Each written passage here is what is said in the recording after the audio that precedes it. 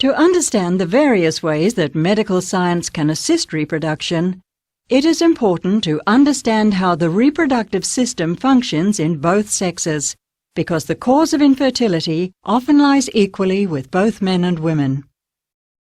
The main players in the female reproductive cycle are the pituitary gland, the ovaries, and the uterus. Their activities are closely coordinated. Each month, one or other ovary releases a single egg, an event known as ovulation. It is brought about by a series of complex interactions between the pituitary gland, the ovaries, and the uterus. The pituitary gland is itself under the control of this small area of the brain known as the hypothalamus. A new menstrual cycle begins when the nerve cells of this center secrete a hormone called gonadotrophin-releasing hormone, GnRH, into the network of blood vessels which surrounds the pituitary gland. Stimulated by pulses of gonadotrophin-releasing hormone, cells in the pituitary gland secrete another hormone, follicle-stimulating hormone, or FSH.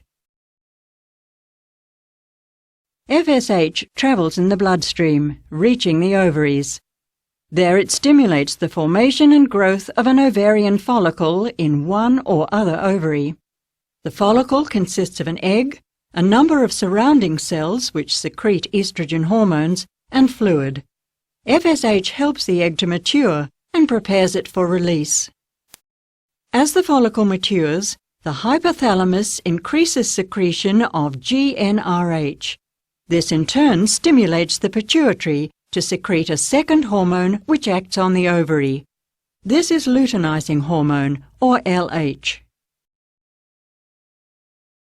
Toward the middle of the cycle, there is a sudden peak in the blood level of LH.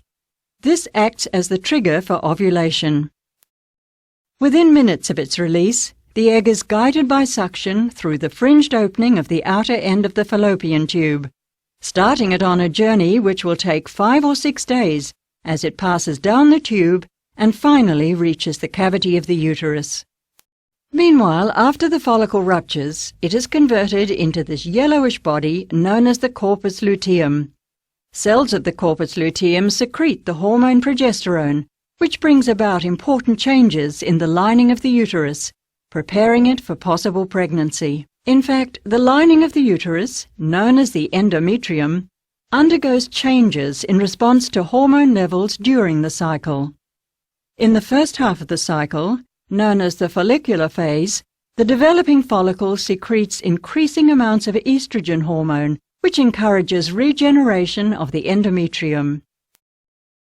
After ovulation, there are important changes in the endometrium, aimed at making it suitable to receive a fertilized egg. These changes are brought about by a secretion of progesterone from the corpus luteum. The secretion of progesterone is maintained for several days, but if the egg is not fertilized in that time, the corpus luteum withers, and falling levels of progesterone and estrogen trigger the shedding of the uterine lining as the menstrual flow. The cycle then starts again. But if the egg is fertilized, no menstruation occurs, as the corpus luteum continues to function, secreting progesterone during the first 3 months of the pregnancy. Thereafter, numerous changes occur to support the developing embryo.